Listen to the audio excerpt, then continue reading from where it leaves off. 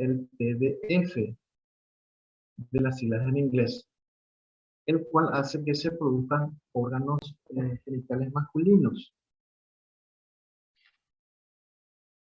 Ahora, en un periodo de tiempo en el cual ambos, ya sea masculino o femenino, tienen un mismo desarrollo hasta la sexta semana, y eso se denomina periodo indiferente. Y para todos los órganos genitales, ya sea internos y los órganos genitales externos, siempre tienen un periodo indiferenciado.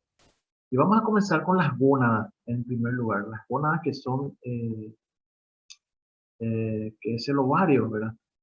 En el periodo indiferente, en cuanto a la gónada o el ovario de la mujer, el periodo indiferente son similares, tanto del hombre como la mujer. Ocurre que el epitelio de la cresta genital prolifera y las células epiteliales o gonocitos penetran en el mesénquima subyacente formando los cordones sexuales primarios. Y entonces, en este periodo indiferente que va desde el inicio, ¿verdad?, hasta la sexta semana, y en ese tiempo, ¿verdad?, en la cuarta semana específicamente de ese periodo indiferenciado, van migrando las células germinativas primordiales, van desde el saco vitelino hasta la futura cresta genital. En la quinta semana comienza a proliferar o a formarse los pliegues genitales o crestas genitales que van a dar origen a las gónadas. Y llegando hacia la sexta semana, estas células germinativas proliferan y llegan hasta la zona de la cresta genital.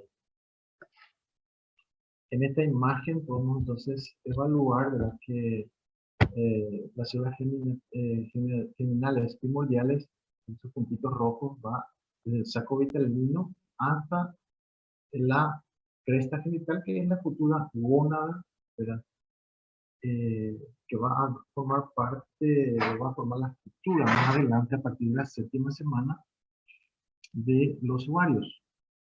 Entonces, a la sexta semana llega recién a la cresta genital las células germinativas primordiales. En la quinta semana, para recordarnos, la cresta genital, la que se va formando o proliferando, que va a ser futuramente los ovarios. La sexta semana ahí llegan las células germinativas que van del saco vitelino hasta esa estructura. Y luego aparece a partir de la séptima semana el periodo diferenciado. Es decir, que acá toman diferentes rumbos, caminos diferentes, ya sea que haya sido fecundado por el cromosoma X, va a ir hacia el lado femenino, o si fue fecundado por el cromosoma Y, hacia el lado masculino. Entonces, a partir de la séptima semana comienza a diferenciarse todas las estructuras de órganos genitales prácticamente a partir de ese tiempo, ya sea genitales internos y externos. En este tiempo, ¿verdad?, la mujer, la médula regresa. Sin embargo, en el varón, la corteza es la que regresa, por influencia o no de la testosterona. El ovario en la séptima semana, es decir, el inicio de la diferenciación femenina en este caso, se puede evaluar, ¿verdad?, donde prolifera la parte cortical, ¿verdad?, del óvulo, y sin embargo comienza a regresar la parte medular. La parte cortical van a estar compuestos por los ovocitos, ¿verdad?, primarios, y las células foliculares que más adelante darán origen a los óvulos.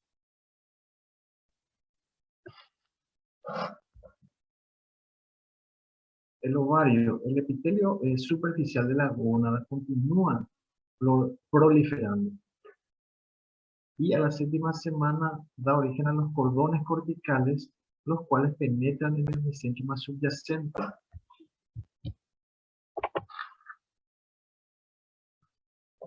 Y en el cuarto mes, los cordones son disgregados en túbulos celulares, alrededor de una o más capas germinativas, las cuales darán origen a las ovogonias.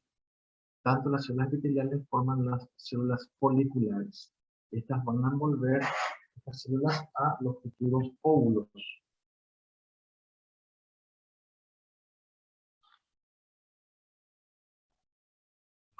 Con respecto a la formación de los conductos genitales, ya pasamos de la formación de los ovarios, ahora pasamos a los conductos genitales.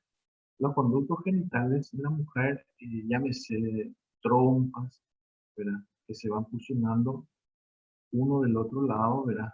Y forma la estructura tubular útero-vaginal. Esta formación de conductos genitales también, como todos, ¿verdad? Les repito, ¿verdad? Tiene un periodo indiferente y un periodo diferenciado. De la misma forma, este periodo indiferente es hasta la sexta semana y el diferenciado comienza a partir de la séptima semana.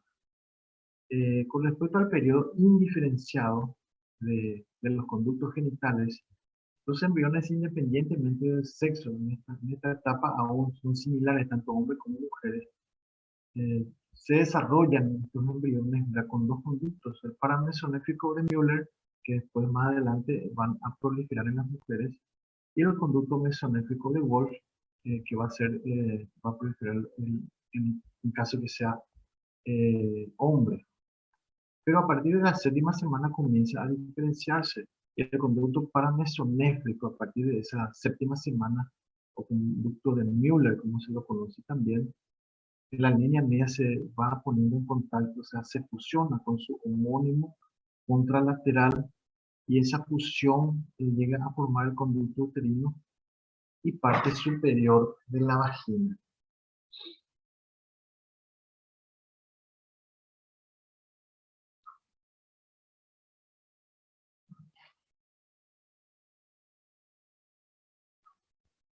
Estos conductos paramesonéfricos tienen tres porciones.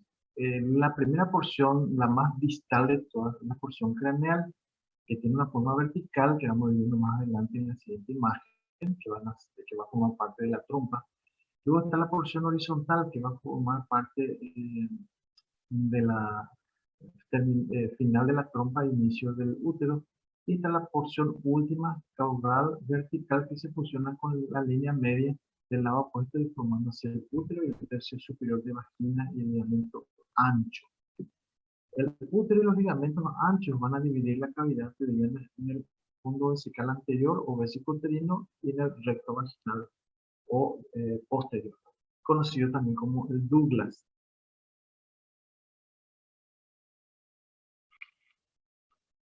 Estos conductos, ¿verdad? Que son de color rojo, ¿verdad? El conducto paramesonéfrico o de Müller, que comienza a diferenciarse a partir de la séptima semana, ¿verdad?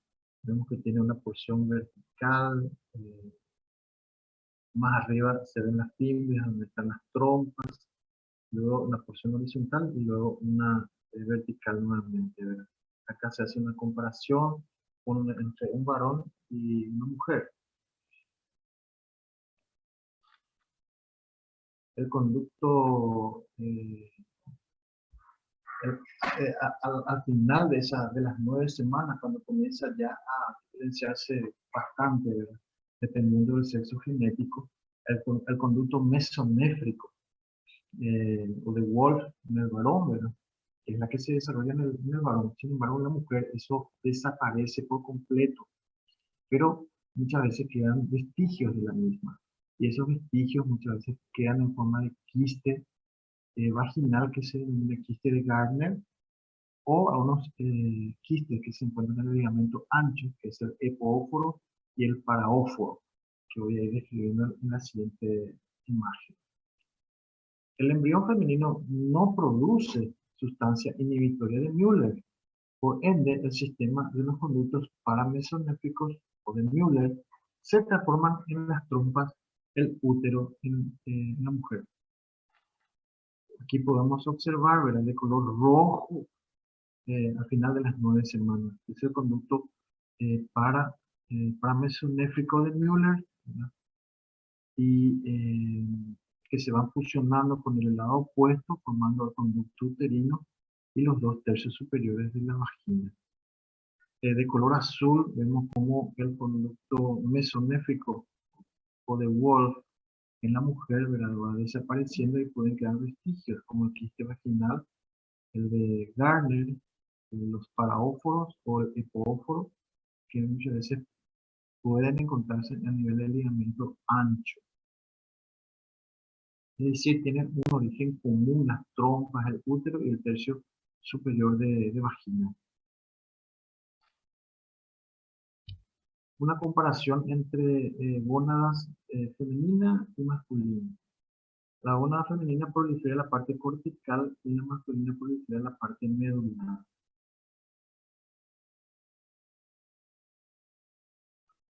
Con respecto a la vagina, la vagina debe ser un extremo macizo de los conductos paramesonéficos que llega al seno urogenital. Estos son los bulbos sinovaginales que proliferan y forman la lámina vaginal. Hacia el quinto mes de vida, la vagina está canalizada, ¿sí? Anteriormente era una masa maciza, sin canalización. ¿Sí? Hacia el final del quinto mes comienza a abrirse o a hacerse una apertura de forma canalicular. Entre las 9 semanas y el quinto mes se va sufriendo diferentes modificaciones ese conducto paramesonéfrico o de Müller para formar útero y vagina. Acá vemos que se fusionan ambos lados y se forma un tabique.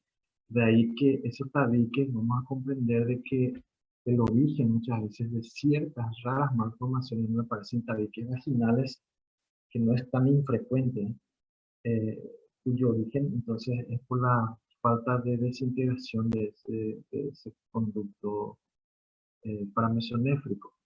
Vemos que se va canalizando, ¿verdad? Y al quinto mes ya están totalmente canalizados. De acuerdo a los colores, de color rojo son los paramesonéficos de Müller que tienen el mismo origen, trompa, útero y tercio superior de vagina. Los dos tercios inferiores de vagina que son representados por colores amarillos es del seno urogenital, es un origen entonces diferente. Por lo tanto, podemos eh, decir de que la vagina tiene dos orígenes. El tercio superior deriva del conducto uterino y los dos tercios inferiores del seno urogenital. La vagina permanece separada del seno urogenital por una fina tela que se llama himen, que está íntegro en una mujer antes de las relaciones. Ahora, con respecto a los genitales externos, ¿verdad? Como siempre, ¿verdad? Hay un periodo indiferenciado hasta la sexta semana.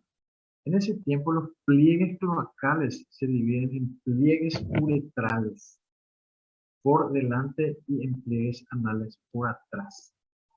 Y a cada lado de los pliegues cloacales se ven un par de eminencias genitales que en el varón formarán más adelante las eminencias de pliegues escrotales y la mujer más adelante, ¿verdad? Se va a formar los labios mayores.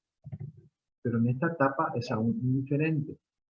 Y en el periodo diferenciado, a partir de la séptima semana, se van diferenciando de acuerdo al sexo embrionario, es decir, a la unión de los cromosomas XX o bien XY. Los genitales externos femeninos, en la formación de los mismos, eh, eh, tienen su origen dependiendo de los estrógenos. Los estrógenos tienen un papel importante en la diferenciación. El tubérculo genital, por estímulo estrogénico, se alarga, pero poco, y forma el clítoris. Los pliegues uretrales no se fusionan, transformándose en los labios menores. Y las eminencias genitales se agrandan y forman los labios mayores. El surco urogenital queda abierto y origina el vestíbulo, es decir, lo que se encuentra por dentro de los labios menores.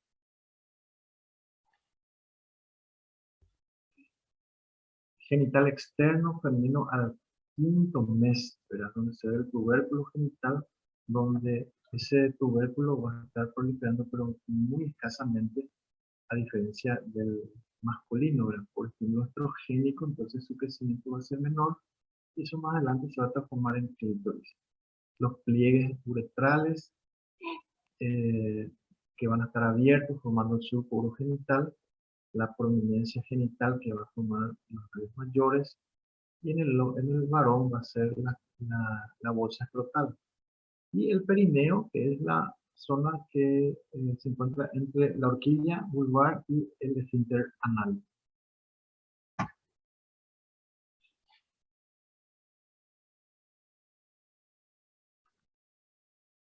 Genital externo femenino al nacimiento, entonces se va a transformar en clítoris, uretra, labio menor, mayor y vagina. Este es el himen que puede tener diferentes formas. Y eso es prácticamente el nacimiento de genitales en la mujer. Con respecto a las anomalías del útero y de la vagina, como comprenderán, es como consecuencia de la acción y la alteración en la degradación del tejido del conducto paramesonéfrico de Müller. Tenemos así, acá tenemos eh, eh, el útero didelfo con vagina doble, ¿verdad? El útero arcuato en el B, ¿verdad? Hay una indentación, ¿verdad? Una prominencia que se introduce dentro de la cavidad uterina que puede eh, formar un problema de fertilidad de la y el útero bicornio, ¿verdad? El útero bicornio, que son úteros con dos cuernos y una sola vagina. El útero bicornio, unicolis, la D, la E, hay una atresia en esa zona de separación que hay entre el útero y la vagina. Y la F, existe una atresia a nivel vaginal del seno urogenital.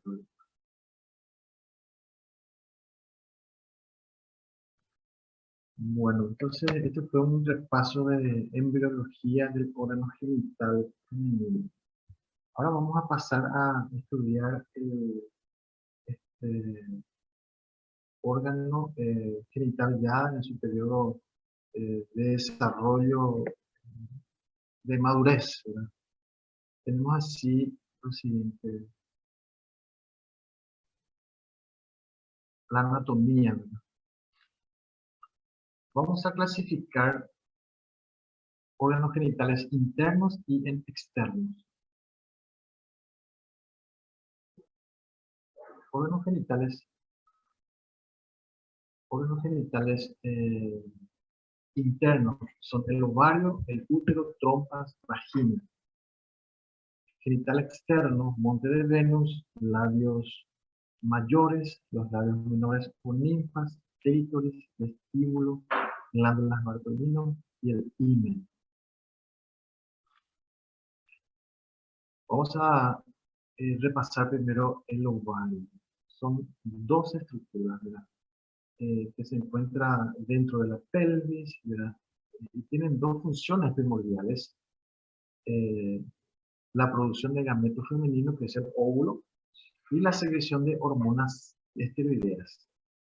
Son el número de dos, tiene forma de almendra, su dimensión va entre 20 a 40 milímetros de longitud y tiene un diámetro antero-posterior entre 10 a 20 milímetros, su diámetro transversal entre 15 a 25 milímetros, es de color grisáceo, superficie es lisa, o, en la niña, y ya en la mujer en su etapa de madurez puede haber folículos, dependiendo de la edad. En una imagen se puede observar el ovario, la B, unido al útero, a través del ligamento útero-ovárico. C es la trompa, D es el útero. El ovario, en cuanto a su ubicación, está detrás del útero, unido al útero por el ligamento útero-ovárico, y detrás del ligamento ancho, ¿no?, que se une por su meso, que es el ilio ovárico, donde recibe la vascularización del ovario. Tienen dos capas, ¿verdad? La capa cortical, eh, compuesto por folículos, ¿verdad?, que son los folículos primordiales, que a medida que va avanzando la etapa, eh, dependiendo del tiempo de la etapa, eh, de, de- de que transcurra, ¿verdad?, hormonalmente, como tiene esa influencia, ¿verdad?, pueden transformarse en folículos, los primordiales, en folículos maduros o folículos de Graf.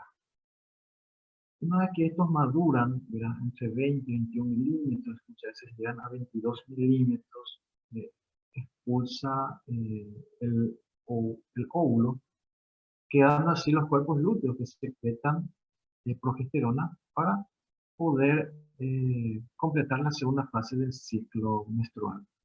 Estos cuerpos lúteos se transforman luego si no existe embarazo, en corpus albicans, folículos estrésicos y folículos fibrosos. Si existe un embarazo, estos cuerpos lúteos persisten, ¿verdad?, para poder proveer de progesterona al embrión hasta las 12 semanas.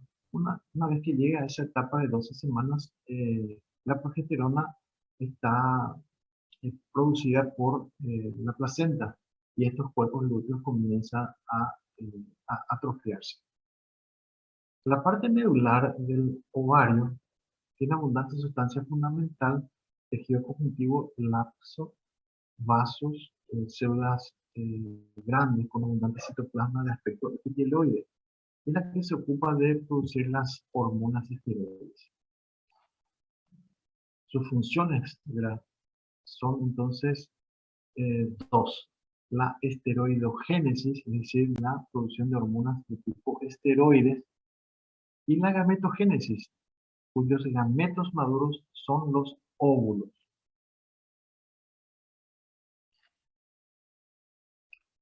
En cuanto a la producción de hormonas del ovario, estos ovarios principalmente producen estrógenos, progesterona, y nunca se olviden de que produce también pequeñas cantidades de testosterona, que es la hormona exclusivamente masculina, pero en la mujer también tiene su lado masculino, ¿verdad?, en pequeña cantidad, dependiendo muchas veces del aspecto del ovario o el poliquístico, por ejemplo. Son ovarios que no ovulan, ¿verdad?, periódicamente, y ese nivel de testosterona puede comenzar a aumentar en sangre.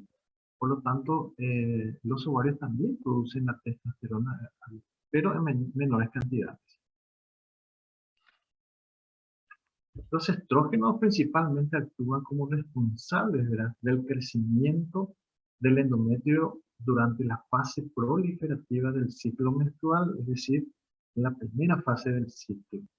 Luego de la ovulación, ¿verdad?, queda el cuerpo lúteo, y es la que produce la progesterona, y evita así la progesterona en la segunda etapa del ciclo menstrual, evita el desprendimiento del endometrio, que es rico en glucógeno durante la fase secretora del ciclo menstrual. Esa segunda fase se llama fase secretora. Y la primera fase estrogénica se la denomina también fase proliferativa.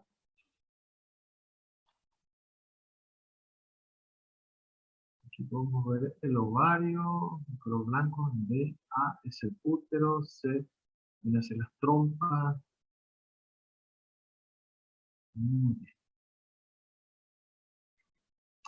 Con respecto al útero, el útero El útero es un órgano intrapélvico situado en el centro de la excavación pelviana, en relación con la vejiga, que se encuentra por delante, y el recto se encuentra por detrás. Función más importante es albergar el huevo fecundado. Ese es su único objetivo, su única función. No así como una creencia errónea que se tiene, ¿verdad?, de que algunas personas piensan que principalmente no médicos, sino principalmente pacientes, ¿verdad? Piensa que al realizarse un procedimiento de una histerectomía, que es la retirada del útero por ciertas patologías, ellas van a dejar de producir hormonas y van a entrar en la menopausia. No es así. La menopausia ocurre por falta o por disminución de la hormona estrogénica, que llega a una etapa donde no se produce menstruación, ¿verdad? Pero el útero sirve para albergar el producto de la gestación. Solamente los ovarios actúan para secretar o producir hormonas. Este útero es hueco, único, en forma de pera aplanada, cuya base es superior. Sus dimensiones son su diámetro longitudinal entre 60 a 90 milímetros, anteroposterior 20 a 30 milímetros, transversal 30 a 40 milímetros. Su peso va entre 70 a 100 gramos si es que no hay embarazo. Si hay un embarazo es mucho más grande. Tiene dos porciones, el cuerpo del útero, compuesto por tejido muscular liso, y el cuello, más bien, el cuello uterino es un tejido conjuntival. La posición más frecuente es la ABF, es decir, la anteversoflexión. Es la más frecuente, ¿verdad? Aunque también en un porcentaje menor el útero puede estar teniendo una inclinación posterior que se denomina retroversoflexión. Pero la más frecuente es la anteversoflexión, ¿verdad? Y recuerden que la otra posición, que es la retroversoflexión, no es una malformación, sino simplemente una variante normal, fisiológico. El útero, cuyas paredes presentan tres capas de células que son de afuera adentro: la serosa, que es la más externa y que corresponde al peritoneo; miometrio, formado principalmente por tejido muscular liso; y el endometrio es una capa mucosa y celular epitelial especializada que se renueva en cada ciclo menstrual. De no haber fecundación, se descama en forma de menstruación. Con respecto al útero, como se encuentra en el centro de la excavación pelviana, se encuentra sujeto en ese sitio por el soporte. ¿Y cuáles son los soportes del útero? Está dado por el diafragma pélvico o el piso pélvico, ¿verdad? El piso pélvico,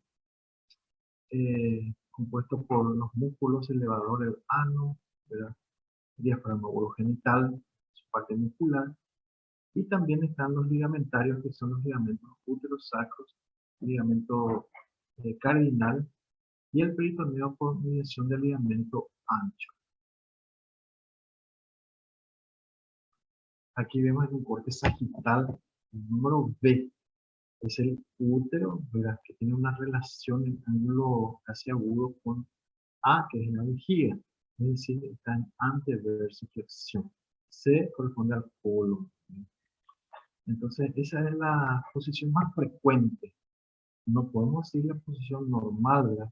Porque si decimos que esta es la posición normal, estamos eh, dejando que la otra posición, que es la retroversoflexión, sea anormal. Sin embargo, la otra posición es también normal, solo que son variantes de la posición. Pero la más frecuente es la ABF o anteversoflexión, ¿verdad? Porque también puede, como vemos acá en las imágenes, ¿verdad?, el útero estar eh, inclinado hacia atrás, ¿verdad? Cuando se inclina hacia atrás, es decir, hacia el recto, se llama retroversoflexión, que son variantes menos frecuentes. La ABF es la más frecuente y se inclina hacia adelante, es decir, tiene una inclinación hacia la vejiga. Hay más adelante una clase que yo les voy a desarrollar, que son las variantes de las posiciones del útero, que son los grados de retroversión, anomalías de la posición del útero. Eso es una clase que les voy a desarrollar más adelante.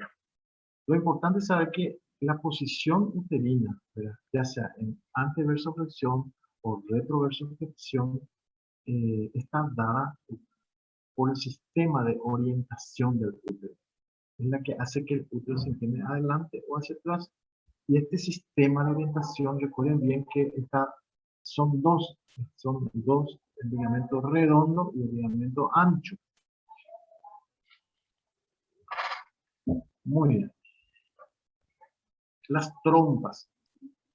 El aspecto tubular que comunica, o sea, este aspecto tubular que comunica la cavidad uterina con la cavidad abdominal e directamente con el ovario, y comprende tres zonas principales. Las trompas actúan exclusivamente para la fecundación, es decir, para el transporte, ¿verdad?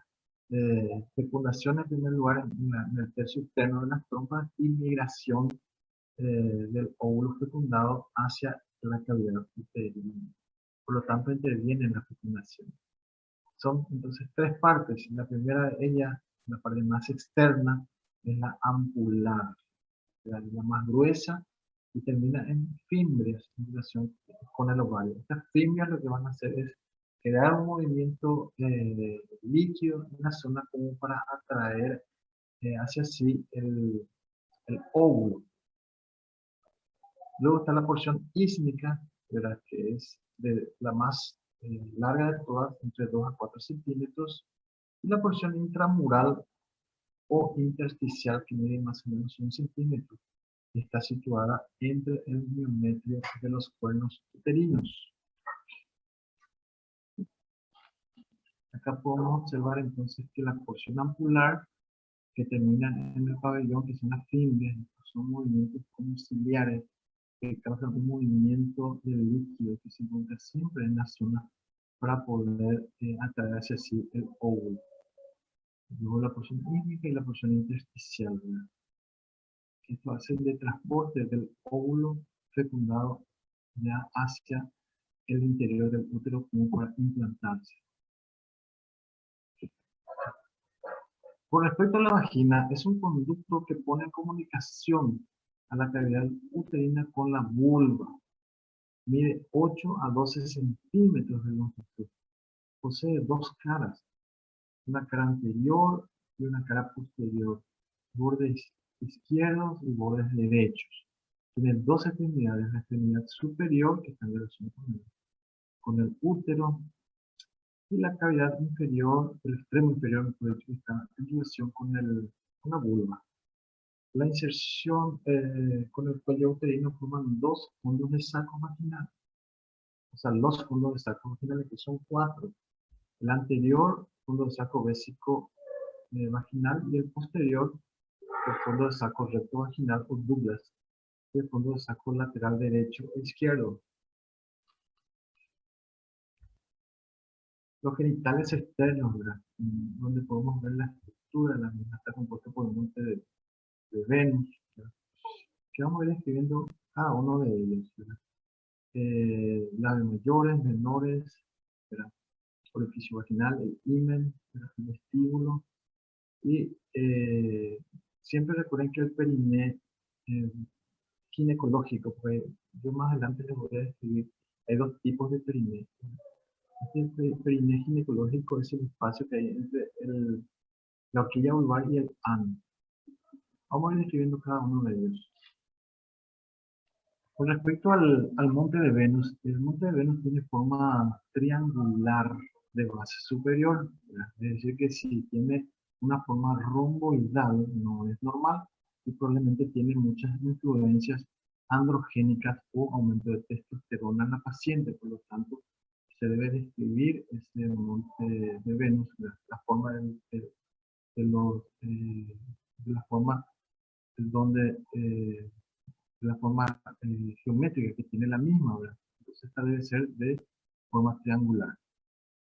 Entonces, cuando tiene forma romboidal, tenemos que estar sospechando algún cuadro de trastorno de origen hormonal. Y en relación con está en relación con el hipogastrio y vértice en relación con los labios mayores. Situado entre la sínfisis del pubis, constituido por piel, vello, glándulas sebáceas, sudoríparas y abundante tejido graso. Con respecto a los labios mayores, son dos pliegues cutáneos que rodean el extremo inferior de la vagina. Por delante se continúa con el monte de Venus y por detrás se fusionan entre sí constituido por glándulas sebáceas, glándulas sudoríparas y vellos. Esa fusión de la parte posterior de los labios mayores se denomina también horquilla vulvar. Con respecto a los labios menores que se encuentran por dentro de los labios mayores, está por delante engloba el clítoris y por detrás se fusionan, constituyen la horquilla perineal. Carecen de vellos y contienen abundantes glándulas sebáceas.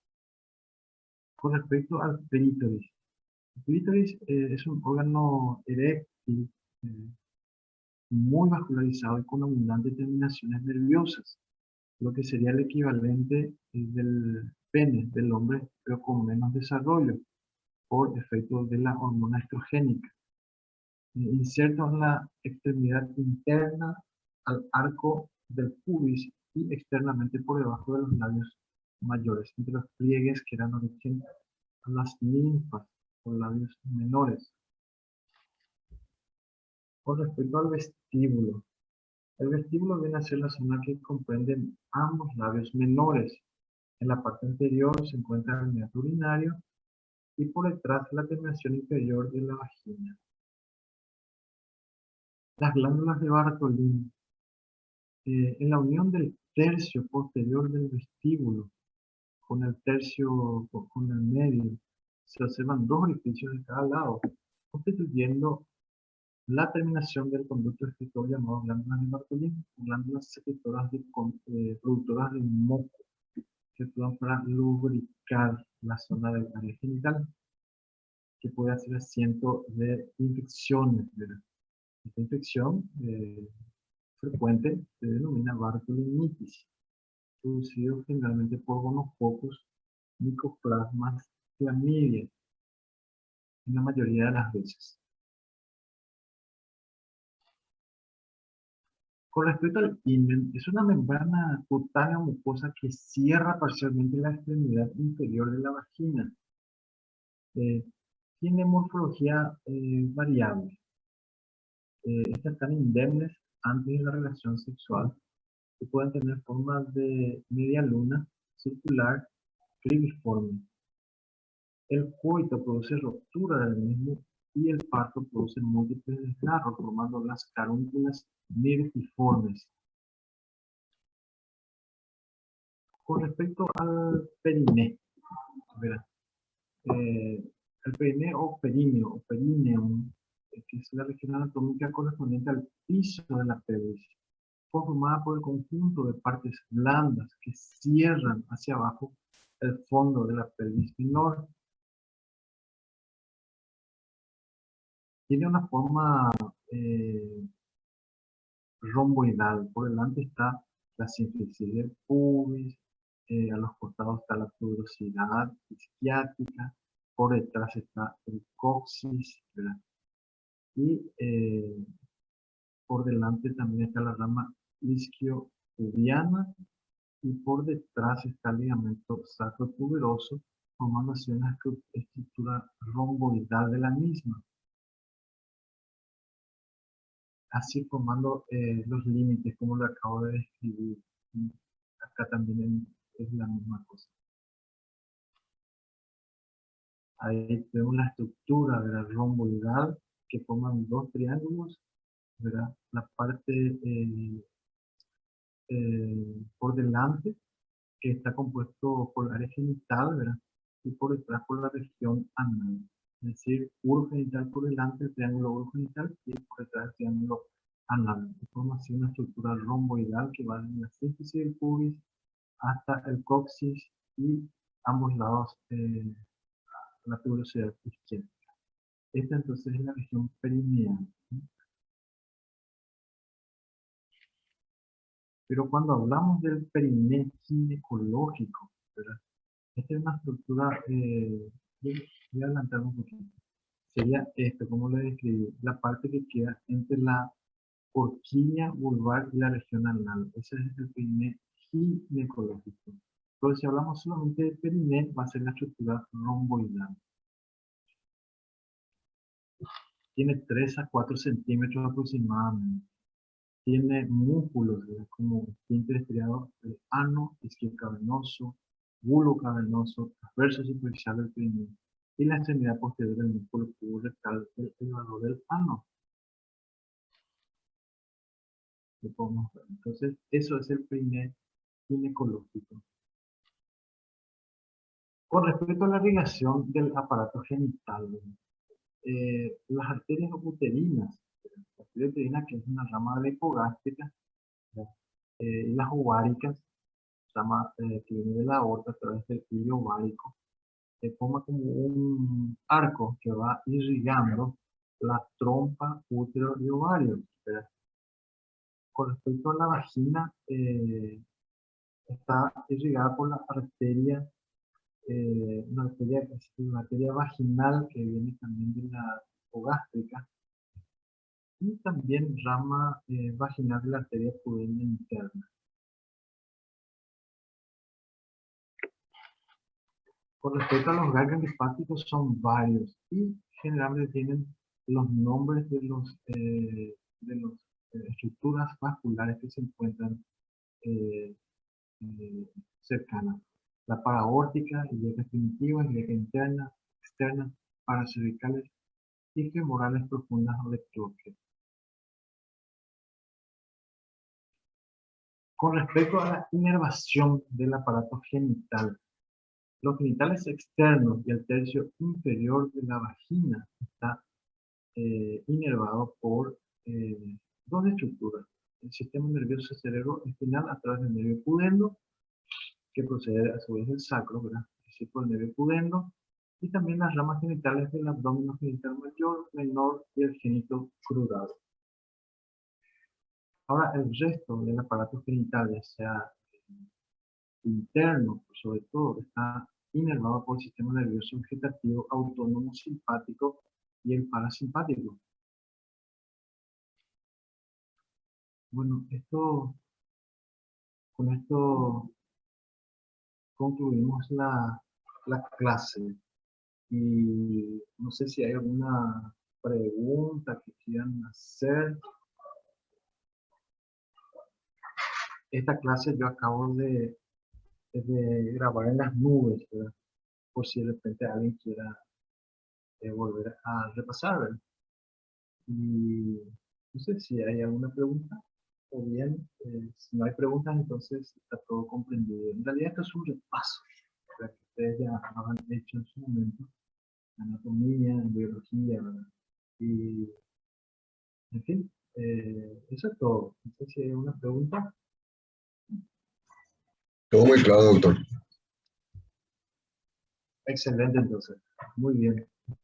Y fantástico. Me parece cualquier cosa, si tienen ciertas dudas, se comunican conmigo o pueden ver directamente en la grabación que tengan muy buenas tardes. Muchas gracias por la atención. Igualmente. Gracias, doctor.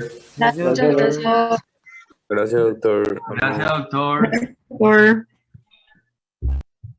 Gracias.